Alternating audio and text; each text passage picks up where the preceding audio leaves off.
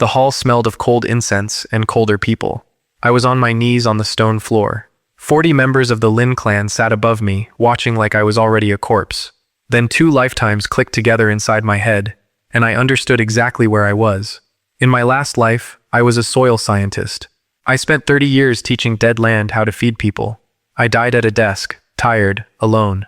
Now I was Lin Yuan, 24, disgraced son of the Lin clan, and today was the day they threw me away. "Read the charges," the clan head said.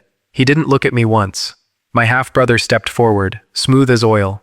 Lin Kang, he held up a ledger and a broken jade seal. "Lin Yuan gambled away 300 taels of clan silver," he said. "He stole from our ancestors. He shamed our name. It was a lie. I had my new body's memories, and I knew the truth. The debts were Lin Kang's. The forged ledger was in his own hand. He needed me gone, so the inheritance passed to him." I looked at him. He twisted the jade ring on his finger and would not meet my eyes. Clever, but he'd made one mistake. He assumed the man kneeling here was still the same soft fool he'd framed. That man was dead. I was what came after. "Do you deny it?" the clan head asked. There was no point. 40 people had already decided. Denying it would only cost me a beating on the way out. "No," I said. "Then you are no longer a son of this clan. Take the frontier plot at Blackstone Flats and never return." Blackstone Flats? Even the servants knew that name. Cursed land. Nothing had grown there in living memory. They weren't exiling me. They were burying me and letting the winter do the work. I stood up slowly. My knees ached. This body was underfed and weak. Then a woman's voice cut across the hall. "I'm going with him!" Su Wan, my wife. She stepped out from the side of the room, and every head turned. She was 6 months pregnant, and she stood straight as a spear. "Divorce him," Lin Kang said quickly. "You'll die out there. Your family will take you back." "He is my husband," she said, "and this is his child. I go where they go." I looked at her, and something in my chest pulled tight. I had this dead man's memories of her. She had married into ruin and never once complained. I'm not a soft man, but I decided, right there, that I would keep her alive if it killed me. They gave us an exile's share. I counted it at the gate. 300 copper coins, half a sack of coarse grain, maybe 10 pounds, 1 ox cart with no ox, the clothes on our backs, 300 coins. For a man they claimed stole 300 taels. Lin Kang couldn't even keep his lie consistent. A cursed plot and a broken cart. My whole inheritance. I almost laughed. We reached Blackstone Flats after 2 days of walking. 60 leagues from the village, at the raw edge of the frontier. The shack was worse than I feared. Half the roof was gone. The door hung on one hinge. The wind walked straight through the walls. Su Wan didn't cry. She set down her bundle, looked at the ruin, and said, "Well, it has walls, mostly. A pig would have complained more." I decided I'd married up, but it was the land that stopped me cold. Everyone called it cursed, dead, poisoned. The soil was black, and to these people, black soil meant death. Nothing green grew on it. That was the proof, they said. The land itself was rotten. I crouched and pushed my fingers into it. And in my old life, I would have laughed with joy. Black soil isn't dead soil. Black means it's packed with old, rotted plant matter. Rich, hungry to grow. This ground wasn't cursed. It was one of the best pieces of dirt I had ever touched. So why did nothing grow? I walked the field until I found it. The low end was a marsh. Water had no way to drain, so it pooled and drowned every root before it could take hold. To a farmer with no knowledge, the land killed crops. To me, it was a plumbing problem. Drain the low end, cut a channel to carry the water off. Then this black soil would grow almost anything. I did the quick math in my head. Even a rough clearing on the high ground could give me a first planting in weeks, not months, if the tools held. Then I saw the plant. At the marsh edge grew a low, ugly vine with fat leaves. Wild tubers. The locals called it poison root. Their livestock died eating it raw, so they burned it wherever it grew. I dug one up, turned it over in my hand. Heavy, dense, full of starch. I knew this plant, or one just like it. Eaten raw, it carried a mild poison, enough to kill a hungry goat. But soaked, then cooked twice, the poison broke down completely. What was left was pure food. Cheap, hardy. It grew in bad ground where real grain refused. These people were burning the one crop that would have saved them. I closed my hand around the tuber. Not poison, a weapon.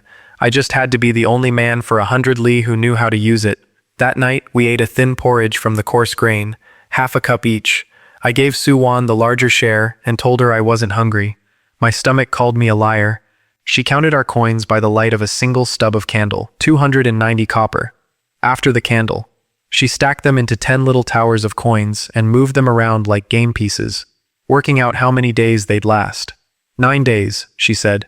12 if we stretch it. Then I have 9 days to grow us more, I said. She laughed softly, thinking I'd made a joke. I hadn't. I noticed a green cord at her neck. What's that? She drew it out. A small jade token, old and worn smooth, carved with a mark I didn't recognize. My mother's, she said. The one thing they let me keep. She told me never to sell it, no matter how hungry I got. She tucked it back under her collar. So don't get any ideas, husband. Wouldn't dream of it, I said. I meant it. A keepsake was the last thing I'd take from her. I didn't think about it again that night. I should have. She fell asleep against my shoulder. Her breathing went slow. Then, under my hand, I felt the baby kick. One sharp little push against the world. I sat very still in the cold shack and looked at the black land outside the broken door. 9 days of food, a cursed plot, a pregnant wife, a poison crop no one else would touch. It was the best starting hand I'd ever been dealt, and I was going to play it hard. I was still awake when I heard it. A sound outside, a heavy, dragging step in the frost. Then a thud, like a sack of grain dropped from a cart. I took the broken door bar in my hand and stepped out into the freezing dark. A man lay face down in the frost, 20 feet from the shack, huge, broad as an ox, a ragged soldier's coat frozen stiff on his back. He wasn't moving, but when I knelt and turned him over, a thread of breath fogged the air from his cracked lips, barely alive, and on my land. I dragged the soldier inside by his collar. He weighed as much as the ox we didn't have. Suwon was already up, feeding twigs into the little stove. She took one look at the frozen giant on our floor and didn't ask a single foolish question. He's starving, she said. Not just cold. Look at his hands. She was right. His fingers were thin as sticks under the swelling. This was a big man who hadn't eaten in a long time. I made a choice fast. We had maybe 9 days of food. Feeding a third mouth cut that to 6. Bad math. But a man like this, if he lived, was worth more than 6 days of porridge. Strong back, soldier's hands, and a man never forgets who fed him when he was dying. Warm the grain water, I said. Thin. His stomach can't take much yet. We dripped warm porridge water into him, a spoon at a time, through the night. Near dawn, his eyes cracked open. He looked at the ceiling, then at me, confused, like he'd expected to wake up dead. You fed me, he croaked. Not a question, an accusation almost. You collapsed on my land, I said. You were in the way. He stared a long moment. Something moved behind his eyes. Tai, he said. My name is Tai. I was a border soldier. They stopped paying us. Then they stopped feeding us. He swallowed. I have nothing to give you back. You have a back and 2 hands, I said. Get strong, then we'll talk. He closed his eyes. A debt is a debt, he said quietly. I always pay mine. I didn't answer, but I filed that away. In this world, a loyal, strong man was worth more than gold, and I'd just bought one for a bowl of porridge water. While Tai slept off death, I went to work on the land. I couldn't wait for him. The clock was running on our food, the plumbing first. Everything depended on draining that marsh. I took the one rusted hoe from the broken cart and started cutting a channel from the low pooling water toward the slope that fell away east. It was brutal work. My reborn body was weak, and the cold ground fought me. My hands blistered inside the first hour, split by the second. Suwon came out wrapped in every layer she owned and started clearing dead vine from the high ground where I told her the good planting would go. I told her to rest. She ignored me and kept working, slow and careful over her belly. If I sit in that shack, I'll go mad, she said. Give me the easy row. By the end of the first day, water was moving. Just a trickle down my channel, but moving. The pooled marsh at the low end had visibly dropped. By the third day, Tai could stand. By the fourth, he could dig, and a healthy Tai dug like 3 men. With his strength on the channel, the water problem was solved in 2 more days. The low ground drained and started to firm. The black soil underneath came up dark and crumbling and perfect. I ran it through my fingers and knew this would grow. Now what to grow, with winter breathing on us and food running out? The answer was the plant everyone burned. I dug up every poison root tuber I could find at the marsh edge. 2 full baskets of them. Ugly, fat, free. Suwon watched me pile them by the stove. The livestock die eating those, she said carefully. I've seen it. Raw? Yes, I said. Watch. This was the part I couldn't get wrong. So if I was misremembering the plant, I'd poison my pregnant wife. So I did it slow and by the book.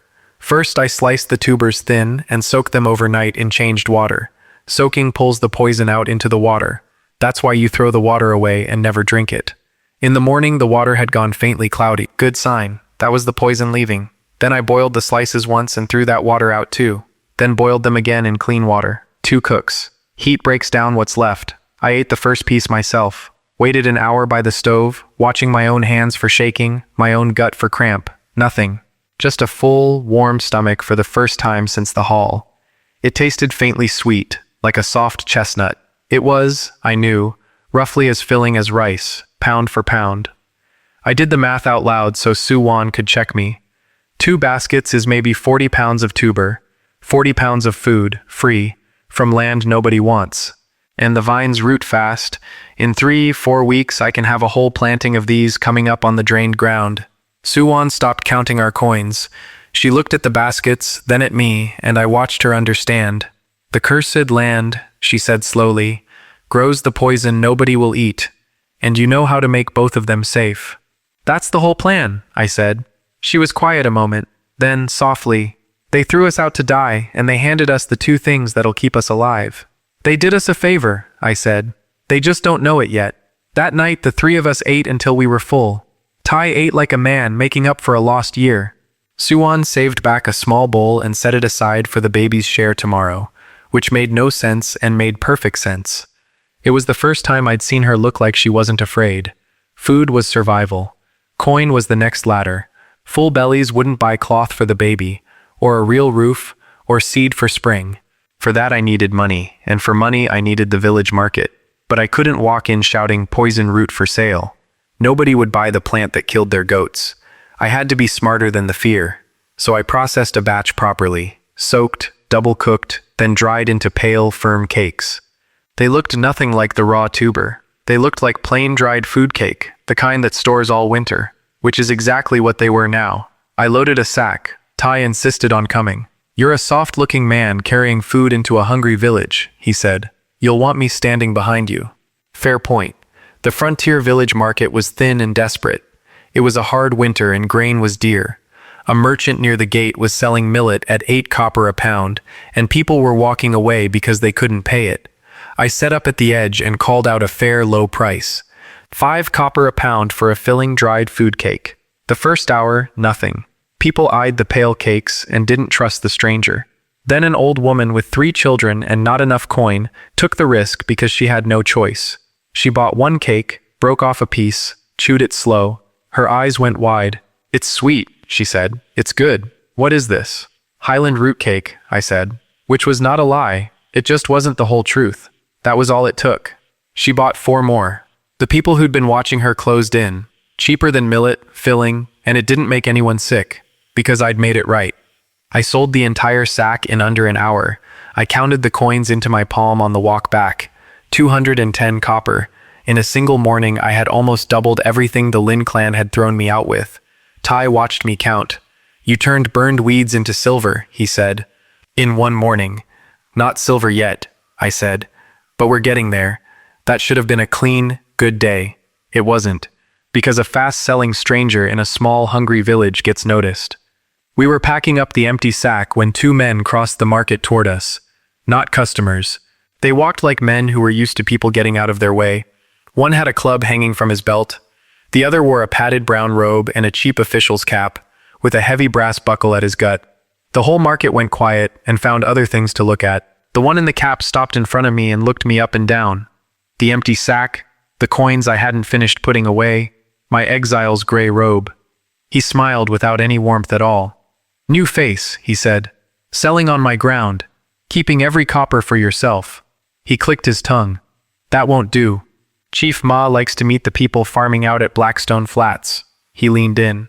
Especially the ones who suddenly have coin to count.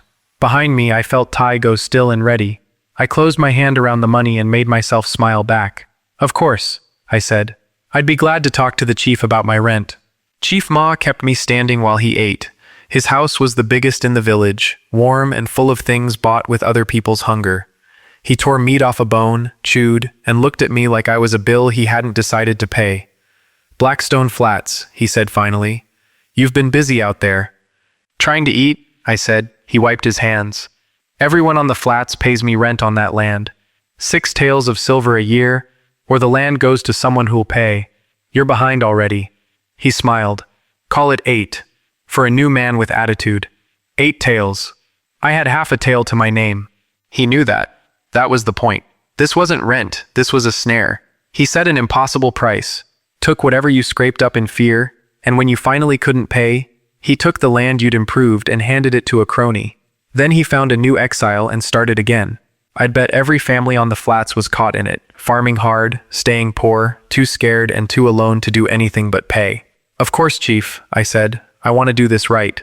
I put 100 copper on his table. A first payment, while I get the harvest in. You'll have the rest in coin, not fear? I'm more used to you earning than beaten. His hand covered the coins fast. Greed is easy to read. He liked money more than he liked hurting people, which meant money was the lever. Smart, he said. Don't be late again. I bowed and left. Behind his walls, I let the smile drop. He'd just told me his whole game. Now I had a few weeks to break it. The flats had a dozen exile families on it. I'd kept to myself till now. That was over. I walked to each shack with a basket of finished root cake and a simple offer. I'd teach them the method, the soaking, the double cook, the drying, for free. Anyone who learned it could feed their family and sell the rest. All I asked was that we sell at one honest price, and that no one sold it raw and poisoned a buyer, because one dead child would kill the trade for all of us. They were suspicious. Hungry people always are. But I ate the cake in front of them, and their children ate it, and by the 3rd day the whole flat smelled of soaking tubers. It changed them faster than I expected. A fed man stands differently than a starving one. Within 2 weeks, 12 terrified families had become 12 families with full bellies and a little coin, and a reason to look at each other instead of at the ground. Meanwhile, I put my own coin to work. I bought a real iron hoe, a plow blade, 2 big cook cauldrons, and buckets for the soaking. Then I did something that felt strange after a life of being nobody. I hired 2 men, both exiles, both strong, both glad for honest pay to run the cauldrons, while I ran the field and the numbers. Tai watched me hand them their first wages. 2 men on your payroll, he said. Last month you had a broken cart. Last month I had a broken cart and a plan, I said. Now I've got tools. And Su-Wan kept the book. Every cake sold, every copper in and out, she wrote in a careful column by candlelight, then read it back to me while she stacked coins into her little towers. She counted like it was her favorite game. She even started tracking the rent I'd paid Ma, and the rent she heard the other families paying, in a neat separate list. I looked at that list one night and went very still, because Su-Wan, playing with numbers to pass the cold evenings, had built me a complete ledger of every illegal copper Chief Ma had squeezed out of Blackstone Flats. You're a treasure, I told her. She didn't look up. I know, she said. Now hold still, you're blocking the candle. Ma noticed the flats getting rich. Of course he did. A snare setter watches his snares, and greed made him do exactly what I needed. He didn't quietly raise my rent. He got hungry for all of it. He rode out to the flats with 4 men in his club, in front of everyone, and made his announcement loud. The rent was now half of everything every family produced, and Blackstone Flats itself, the good drained land, he was reclaiming to grant to more reliable farmers. His cousins. We could stay as hired hands on the land we'd cleared, or leave. He'd done this 100 times.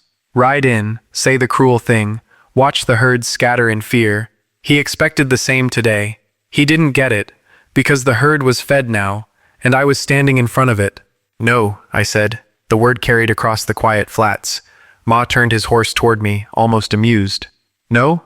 3 things, Chief. I kept my voice flat and even, the way you talk to a spooked animal.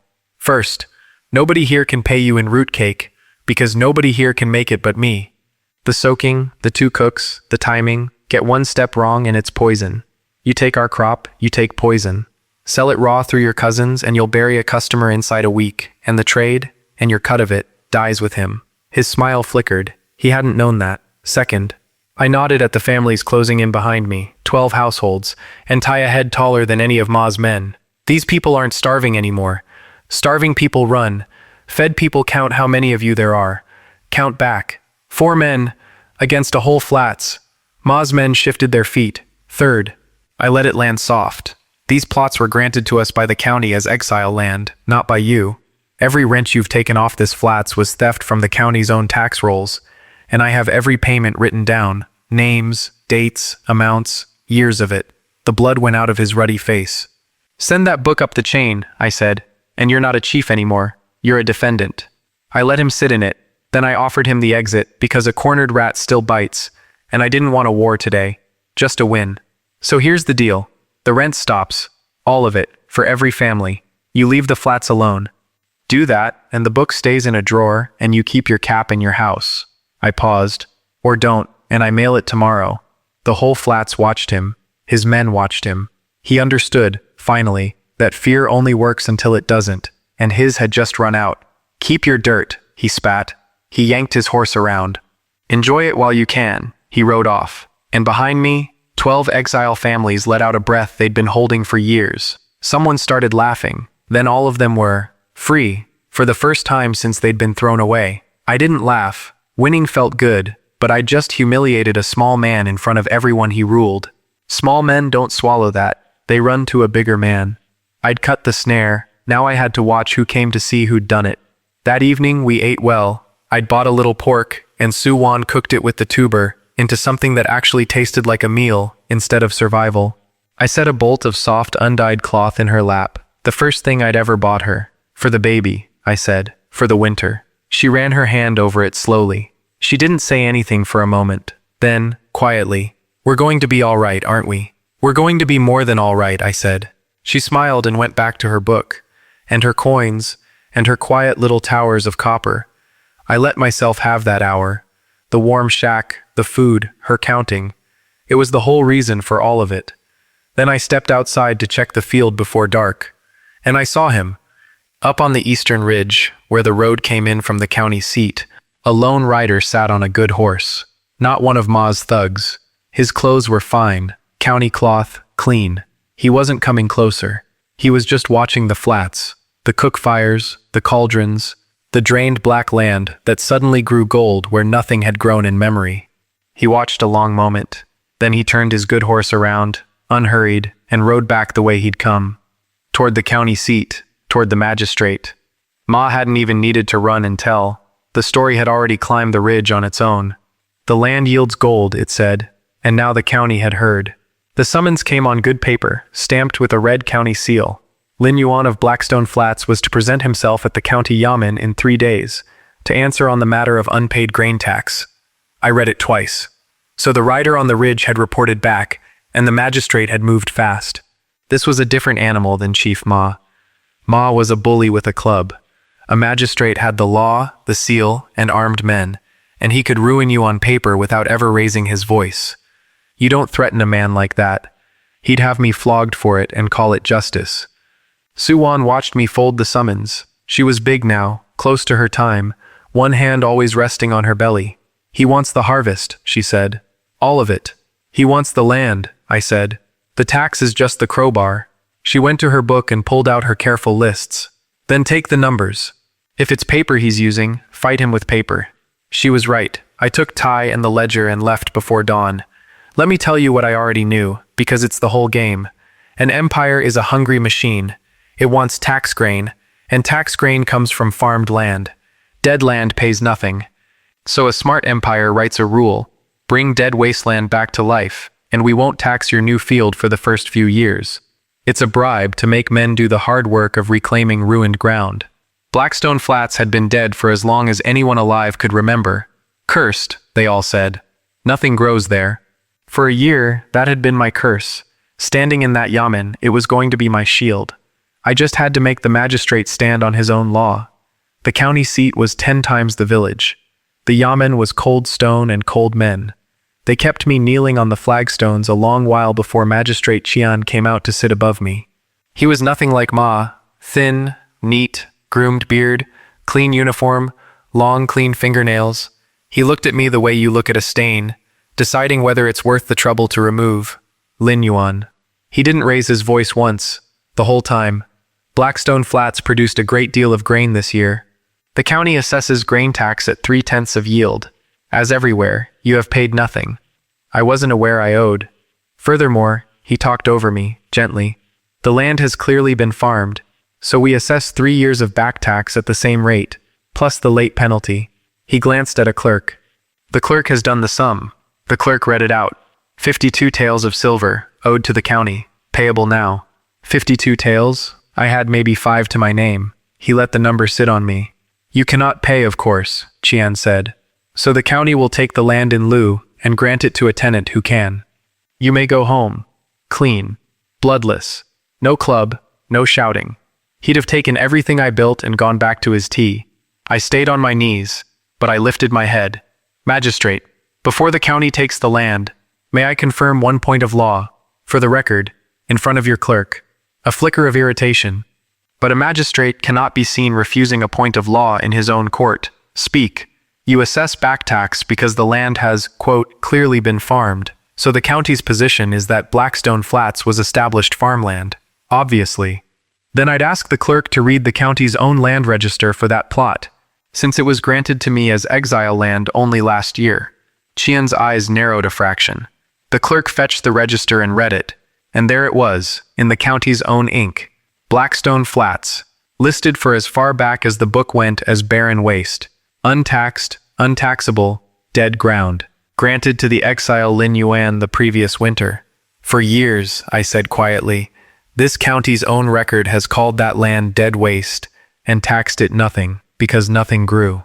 Every man in the district will swear to it. They called it cursed. That's not my claim, magistrate. That's the county's own book, in your own hands keeping. The room had gone very quiet. And the empire's own statute, I went on, exempts newly reclaimed wasteland from grain tax for the first 3 years, to reward the man who brings it back. I opened that dead ground this year.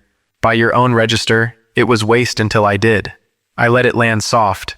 There is no back tax because it was never farmed, and there is no tax this year because by the empire's law, newly reclaimed waste is exempt. 52 taels became 0 out of his own mouth's premise. He couldn't call the land dead to grant it away and farm to tax it, not both. Not on the record his own clerk was writing. Qian's face didn't move much, but a muscle worked in his jaw.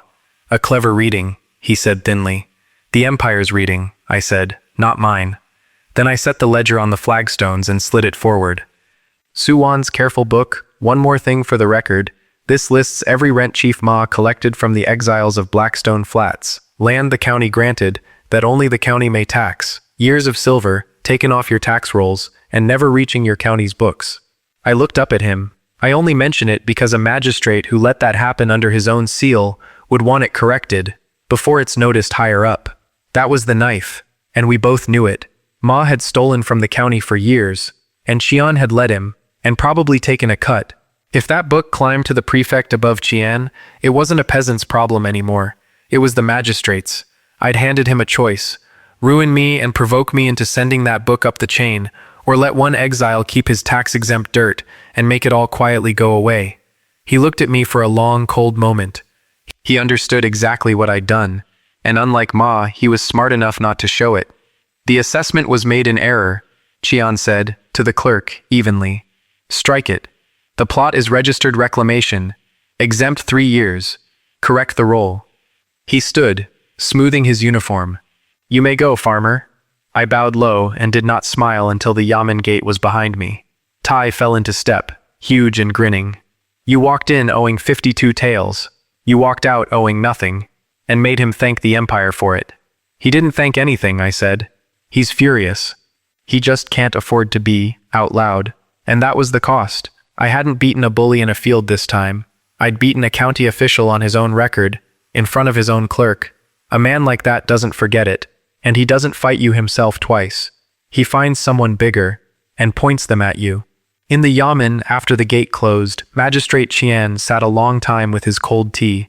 He was not a man who raged, he was a man who calculated, and the calculation was simple. The upstart at Blackstone Flats was flooding the whole district with food cheaper than grain. That was fine for peasants, It was a disaster for the men who set the price of grain, and those men paid Qian very well to keep the district's prices high and their monopoly quiet. He would have to explain the cheap flood to them before they came asking. And when powerful men are angry, a wise official makes sure the anger has somewhere else to land.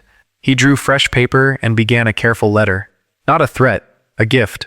The name of the man responsible and the location of his fields, sent to the one house in the region with the reach to erase him. He addressed it to the Sheng Guild. I got home 2 days later to a hero's welcome I didn't want. The flats had heard. 12 families, tax-free now, their land safe on the record. They wanted to feast. I let them have the evening, then I went home to the only welcome that mattered. Su Wan had a bowl of soup waiting and the book open. "Well," she said. "You beat a magistrate," I told her. "Your numbers did. He never had a chance." She allowed herself one small, fierce smile. Then she went straight back to accounting, because that was Su Wan. I sat with my hand on her belly and felt the baby move, and for 1 hour, I let myself believe we'd climbed out of the pit for good. The next morning, that ended. I was in the field at first light when I heard wheels on the road. Heavy, smooth wheels, not a farm cart. I looked up. A carriage was rolling into the village below. Black lacquer, polished till it threw back the sun. 4 matched horses. Outriders in clean livery, armed. Nothing on the frontier looked like that. Nothing on the frontier could afford to. One of my hired men came running up the field, white in the face. "It's a guild carriage," he gasped. "From the city. They're asking for you by name," he swallowed. "They say they're from the house of Sheng." I set down my hoe and looked at that black carriage shining in my poor village, and I understood that I'd just finished fighting the small men. The big ones had arrived.